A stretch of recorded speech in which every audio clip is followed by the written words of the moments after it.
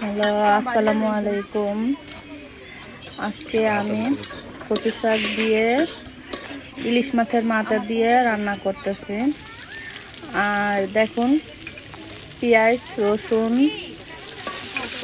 ভাজা ভাজা করে মাথাগুলো দিয়ে তারপর কষিয়ে এই যে পেঁয়াজ রসুন বাটা দিলাম, বিভিন্ন মশলা দিয়ে কষিয়ে মাছগুলা, তারপরে কচু শাকটা দিয়ে দিলাম।